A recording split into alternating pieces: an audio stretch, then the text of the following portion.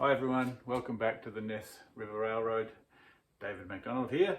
I'm going to give you an update on the scenery. I probably didn't quite get as much done as I thought I would, but I'm spending a quiet night in the train room, so I thought, why not? I'll give you guys a quick update on where I'm at with the scenery of the extension. So I'll flip the camera around and I'll talk you through what we're doing. Cheers. Okay everybody, now I just got a phone call from my wife up at the house, and one of my kelpies is running right up there and has been running across the benches. So anyway, so this is where I'm at with the scenery. So you've seen the photos of all this area along here. Just got a coal train sitting there at the moment. And for those of you who've been following along long enough, you remember when I made all of this spline.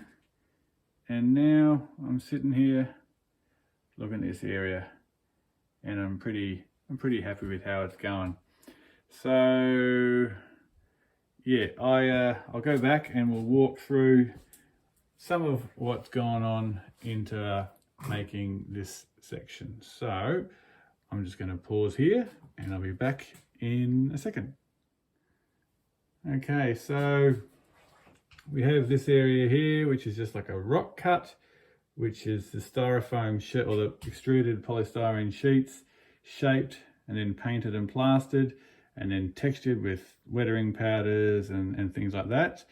Then over the back here, I've got all my U-butte trees, and then right underneath there, if I go up, you can see I've actually put a bit of ground cover in down the back there as well. So that gives the impression of a ridge line, but I didn't want just a hard edge on the back there. So I'm pretty happy with that. Oh, I have put in a couple more lights up the top, but I also need to put some lights in underneath here. So I'm thinking of using some of that LED tape. So if anyone has any suggestions on that, let me know. So we'll move along here. Got the old Kato units going at the moment, and yeah, because I don't have those lights underneath, I'm using a bit of a floodlight here, so that gives it that afternoon twilight sort of late shadow look that I've had going on in some of the photos. So I'm pretty happy with that there. Now you guys will remember this rock section, and then some of my updates asking about using real rocks. So these are the real rocks. I'm actually pretty happy with how it comes out, how it's come out. It's kind of weird, me looking at it with my naked eye, it actually looks quite good, but it never seems to look quite good on the camera, but that's okay. So I've set those into the rocks with a lot of foliage and ground cover to make them stick out, or not stick out so badly. And then I've got a lot of sea foam trees around these areas. And then up the back here, this is where things have gone a little bit differently to what I had planned. So I was originally going to have like a rock cut, like the track cut into the rock there, and I made up a whole thing that sat underneath, and I'd painted it, and I was going to do like what I've done along here, but it just didn't quite work for me.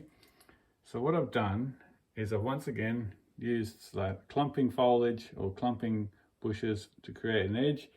I've just painted the background blue for the sky, and then I've just got a variation of trees going up through the back there, and then the geography will change once it gets up to here. So yeah, that's where I'm at with all of that.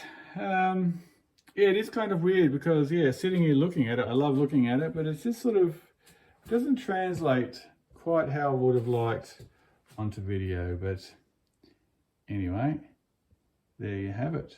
That's where I'm at this point in time. I'm pretty stoked with it. I need to add some fascia along here. That will really make it punch out. But yeah, the big thing I need for up here is if anyone has got any advice or experience from using that LED sort of tape, I'm thinking of putting some up under here, so then I'll get a nice bit of light in through there with all of those trees. All right, so I'll flip it around and say goodbye. Okay everyone, so that'll do it for this quick update on the scenery. So yeah, it looks pretty good. It's kind of cool with the floodlight with the shadows and stuff, but yeah, like I said, I need to get some light sorted out for underneath there. So yeah, that's about it. I don't know when the next update will be. I've got to do some cleaning up and stuff in here, but I've got a lot going on in the next couple of weeks. So I don't think I'm going to be spending a heap of time building in the train room. If I am in the train room, it'll probably just be to run some trains and have some quiet time. So yeah, that's where we're at, everyone. If you haven't subscribed already to the channel, subscribe. Leave a comment. It's always good to get feedback. But yeah, I hope you're doing well wherever you are watching this video. Look after yourselves, and I'll see you next time. Cheers.